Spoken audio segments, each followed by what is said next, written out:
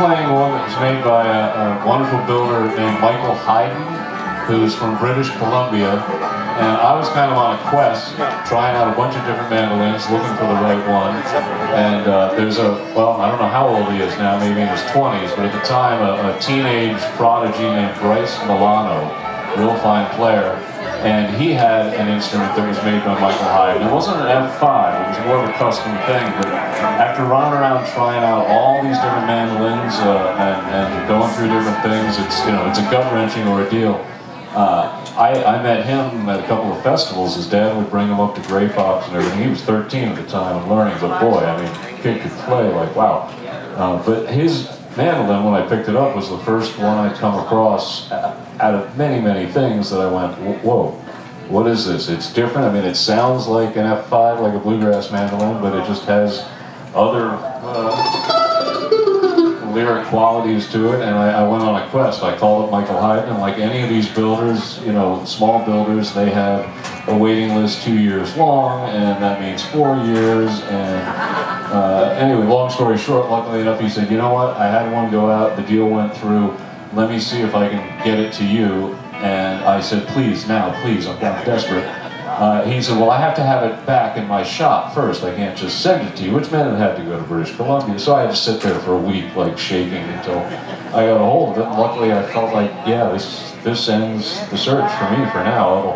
It'll take me a long time to match what this instrument, I think, can do, so that's the feeling. But you've got a legendary one there, Sam. Wow.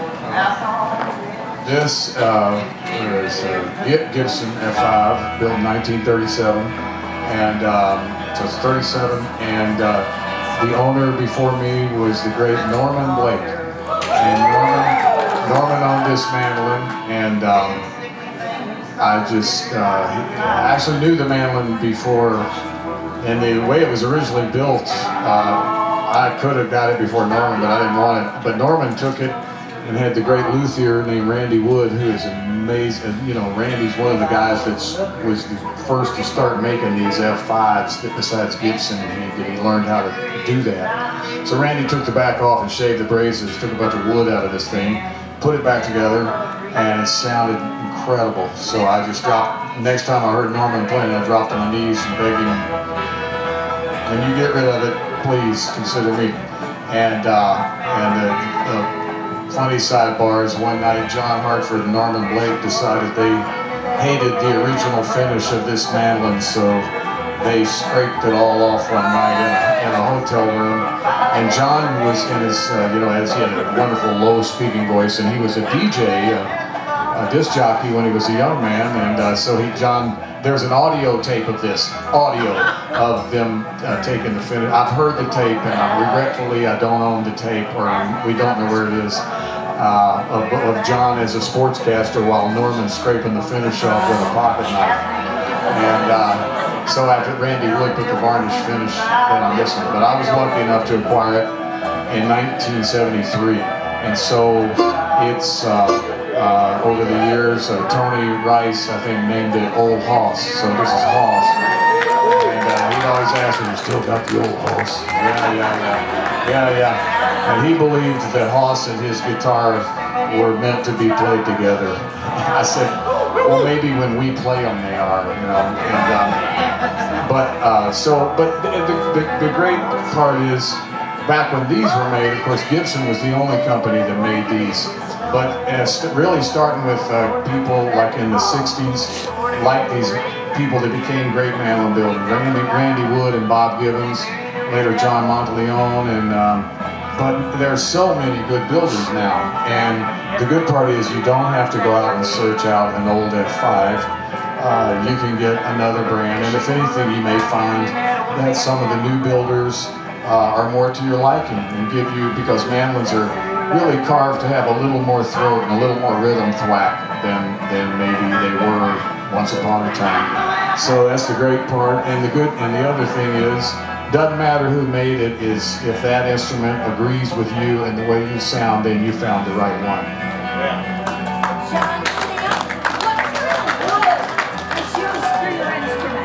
What kind of wood? As far as I know, it's an Engelmann spruce top.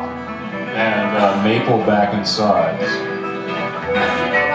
I wouldn't know what kind of spruce, but yeah, they're generally these type of mandolins have maple back sides and neck and spruce top. Some new builders might use cedar, red cedar.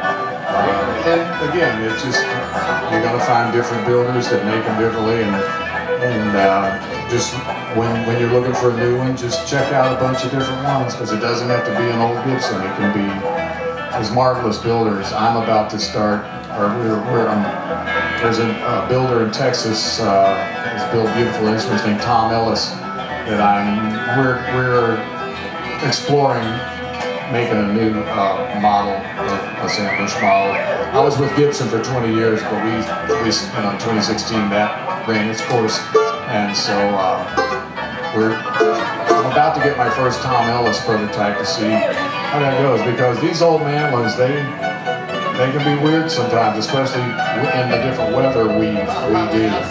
And this one, after a week in Telluride, Colorado, turns to the key of, and it really just, and then I literally had to take it home, put it, and my new mandolins don't do this. I've got others that I really love, but this is of course the first one. And when we get home from Telluride each year, I literally take this thing and set it on the side porch in Nashville, where it's really nice and humid, not in the sun of course, and for like 2 days I do that, and where I used to freak out and have to get it worked on, now I set it on the porch for 2 days and let it get all hydrated again, get back to its old funky self. Hey Sam, would you indulge me with something for just a moment, just to show the people? Just do a moment of your reggae percussive chop for them. I just want to point something out to y'all. Bear witness to this, folks.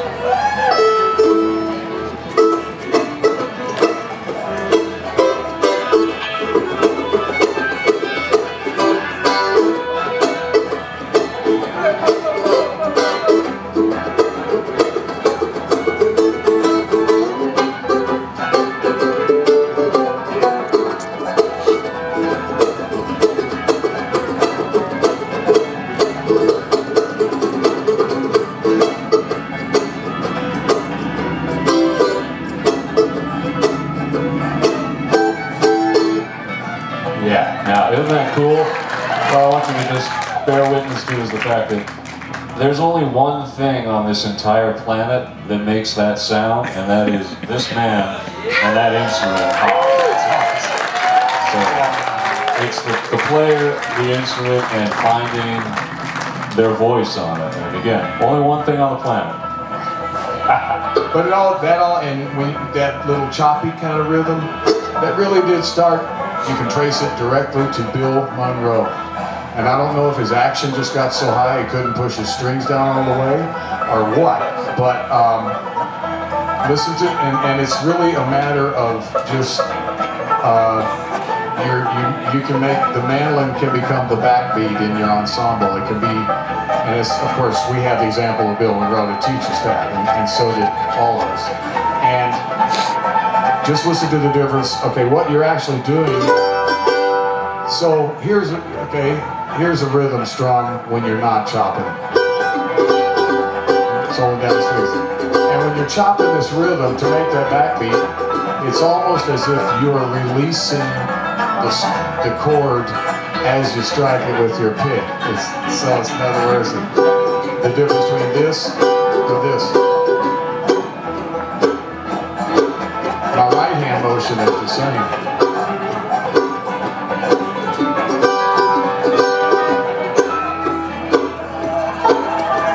Now you want to make sure you define the chord enough within that chop. You can't just make that. But you're actually sort of releasing it as you play. And then that other thing I've learned to do. One of the things I discovered early, people used to tell me, we kept missing seeing the Wailers by one day in the 70s. We went to the studio in Tulsa one day, he goes, "You just missed the Wailers." And I go, "Who are the Wailers?" They go, "They're Jamaicans, they play reggae." I say, "What's reggae?" I said, "It's Jamaican rock and roll." Okay. And so finally, when I heard Bob Marley, the first thing that attracted me to that music was the rhythm guitar, making that chop. And it sounded like a bluegrass, it related to a bluegrass mandolin to me. To find out upon studying the records that it's Bob. That was Bob's rhythm guitar playing that I loved. And so I developed a way, and I used to I played the snare drum in the marching band. I could never play a whole kit. That was, no. But so through learning drum rudiments in high school, enough to play in the marching band, there's just learn certain things that I've tried to imagine if my mandolin was a little kit, say a rock and roll rhythm.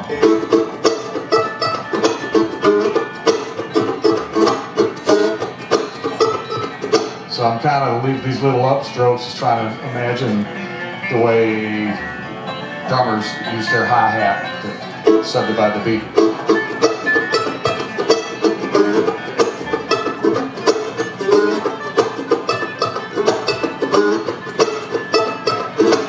So it's just, and that there is an actual, Chris Brown told me the name of it, that little, it's like, so, a frustrated drummer plays the mandolin, that's what it is.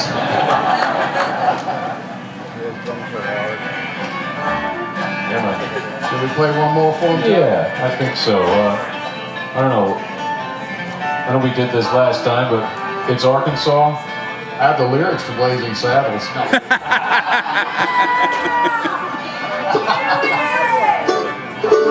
I think maybe we're going to finish up with Arkansas Traveler, and as I said, I think we did this last time, but since we're here, it used to amuse Andy Gessling quite a bit to take this tune and switch it to a minor key. So we're going to do that for a moment, then we'll wander back to Arkansas proper. If you knew him and his sense of humor, you wouldn't play this tune without slipping into the dark minor key and getting that good old chuckle from Andy.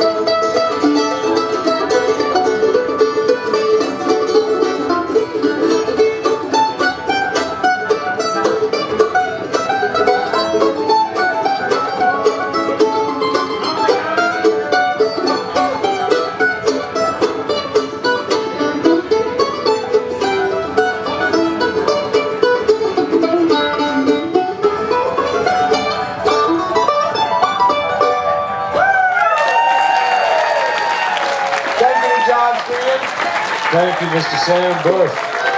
And thank you all for being here with us. And many thanks to all the people at Hillberry for putting this on and giving this beautiful place to hang together. So, Nice to see all of you. Let's all be safe. yeah, keep yourself safe, keep your friends safe, and just have a great time.